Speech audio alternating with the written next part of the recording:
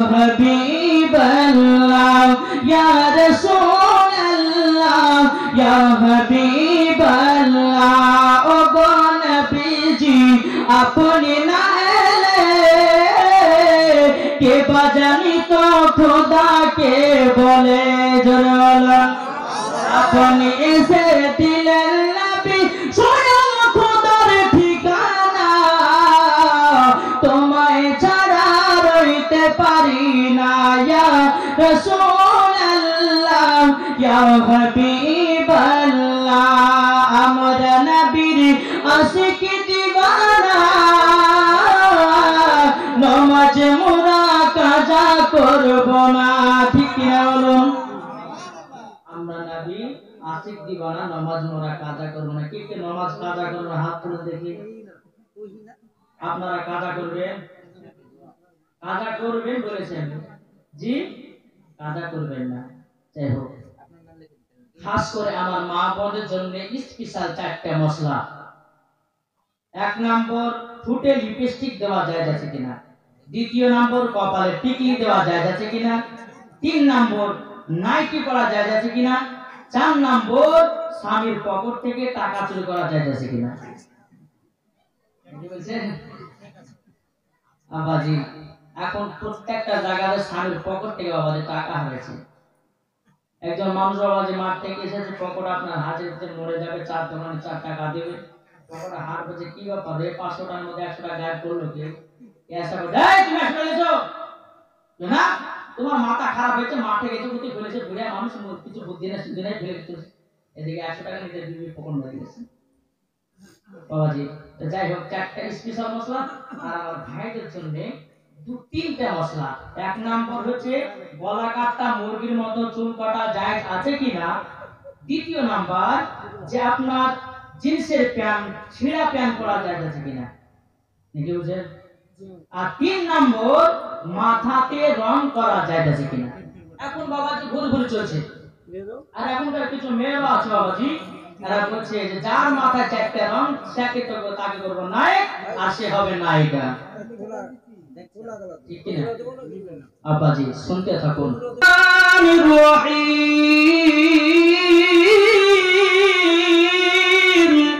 জোরে বলুন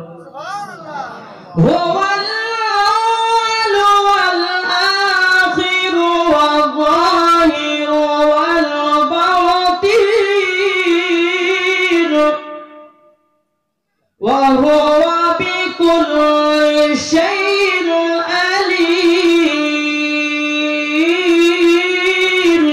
জোরে বলুন আল্লাহ তাআলা কোরআনের মধ্যে বলছেন 27 পারা সূরা হাদীদ আয়াত নাম্বার 2 থেকে 3 আল্লাহ বলতেছেন হুয়াল আউয়াল ওয়াল আখির ওয়াল যাহির ওয়াল বাতিন ওয়া হুয়া বিকুল্লি শাইইন আলিম।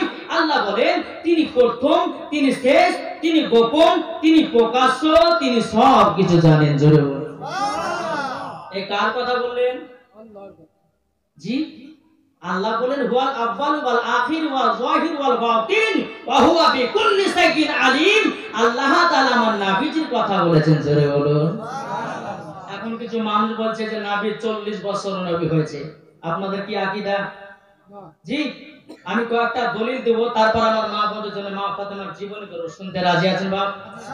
আমাদের আগে ঈমান ও আকীদা জি হযরত আল্লামা মাওলানা মুহাম্মদ গোলাম মুরসালিদ রিজভী সাহেব তিনি জীবনী করলেন আপনারা শুনেছেন, তবে বাবা যে আকীদা জানতে হবে নাকি বলছেন আকীদা যারা আছে ঠিক নামাজ পড়ো নামাজ কাজে দেবে, রোজা করো রোজা কাজে দিবে, হজ করো হজ কাজে দিবে, যাকাত দাও যাকাত কাজে দিবে, দান করো দান কাজে দিবে। ঈমান যদি না থাকে নামাজ যদি পড়ো তো আল্লাহ দরবারে নামাজ কবুল হবে না। জোরে বলো তাহলে সর্বপ্রথম আমাদের কি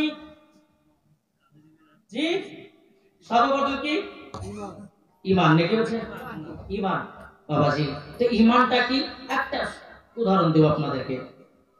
আচ্ছা এক লিখলেন 1% লিখলেন নামাজ পড়লেন 1টি শূন্য পেলেন, একের পাশে 1টি শূন্য লাগালে কত হলো বাপ? রোজা করলেন আরেকটা শূন্য পেলেন কত হলো? হজ করলেন আরেকটা শূন্য পেলেন কত হলো? যাকাত দিলেন আরেকটা শূন্য পেলেন কত হলো?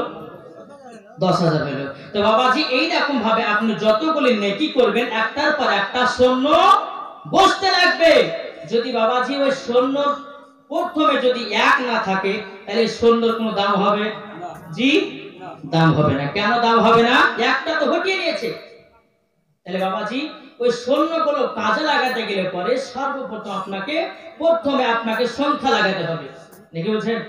তাই বাবাজি ঈমান হচ্ছে এক, বোঝাবার জন্য ঈমান হচ্ছে এক, নামাজ হচ্ছে শূন্য, হজ হলো শূন্য, যাকাত হলো শূন্য, আপনার কিনা দান হচ্ছে শূন্য।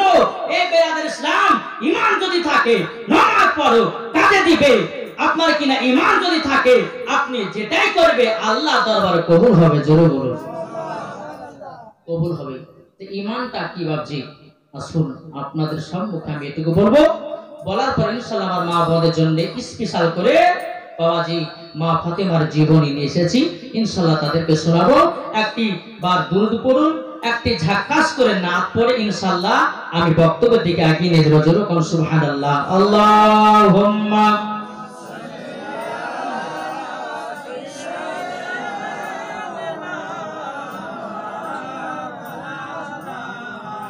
মুহাম্মাদ ওয়া আলি সাইয়্যিদিনা মুহাম্মদ সাল্লাল্লাহু আলাইহি সাল্লাম। এই চিঠিতে লিখেছে যে ফজরের সময় ক্যাম্প করা যাবে কিনা, ফজরের সময় ক্যাম্প করা যাবে কিনা। বাবাজি এটার একটা দলিল বেরাদ ইসলাম আপনাদেরকে কোরআন থেকে আমি দেখিয়ে দিয়ে যাব, কোরআন থেকে দেখিয়ে দিয়ে যাব যে কোরআন শরীফের মধ্যে ক্যাম্প আছে কি নাই, আর দুরূদ শরীফ পড়া যাবে কিনা, আর বেরাদ ইসলাম বাড়িতে মিলাদ করা যাবে কিনা। পবিত্র কোরআন থেকে আপনাদেরকে প্রমাণ দেখাবো, তবে লাস্টে বেলা দেবো। এখন যদি বলি বাবা তো শুনে বাড়ি ফেলে যাবে, তো এখন থাক স্টপে, শেষ বেলাতে হবে। মা বোনদের জন্য যে একটা মশলা নিয়ে এসেছি বাবাজি, ওগুলো আপনার লাস্টে বেলা দিব বেরাদ ইসলাম। যাই হোক, আজ একটু একটু সবাইকে আপনার হোমিওপ্যাথি ওষুধ দিয়ে যাবো বাবাজি। অ্যালোপ্যাথি দিলে তাড়াতাড়ি কাজ করবে, নাকি বলছেন? কিন্তু হোমিওপ্যাথি দিলে পরে আস্তে আস্তে কাজ করবে। জি, যাই হোক, কবি যেটা করবে, জন্ম আমার নবীর যোগে হলে কেমন হতো, জন্ম আমার নবীর যোগে হলে কেমন হতো,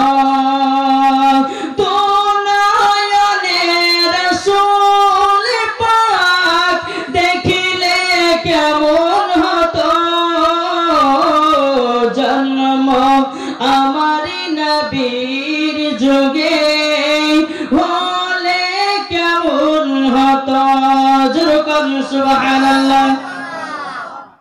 আস্তে ভেসে হজরতে বেলালের মধুর আযান, যে আযানে এতই প্রেম মুগ্ধ রহমান, দয়ার নবীর পেছে নামাজ পড়লে কেমন হতো, দয়ার নবীর পেছে নামাজ পড়লে কেমন হতো। যেরকম আমাদের জামানায় এবং কিনা নবী করিম সাল্লাল্লাহু আলাইহি সাল্লামের জামানাতে যদি আমরা জন্মগ্রহণ করতাম তো আমাদের বাবাজি নসিবটা ভালো হতো না খারাপ হতো? এ আবু জাহেল, উতবা, সাইবা আর নাফির জামানাতে জন্মগ্রহণ করার পরেও বেরাদর ইসলাম নবীকে দেখার পরেও তারা ঈমান নিয়ে আসতে পারলো না, তারা কাফের হয়ে কবরে চলে গেছে। তাহলে বেরাদার এখানে বোঝা গেল যে আবু জাহেলের অন্তরে নবীজির প্রেম ছিল না, উতবার অন্তরে নবীজির প্রেম ছিল না, নাকি বলছে বা প্রেম ছিল না বলে কাফের হয়ে গেছে। তাহলে বাবাজি আমরা তো নবীকে মহব্বত করি, নাকি বলছেন? জি, একটা অবলা জীব নবীকে মহব্বত করে কেমন দেখেন। এক শিকারী এক হরিণকে শিকার করেছে, শিকারীটা যখন হরিণটাকে বেঁধে রেখেছে গাছে,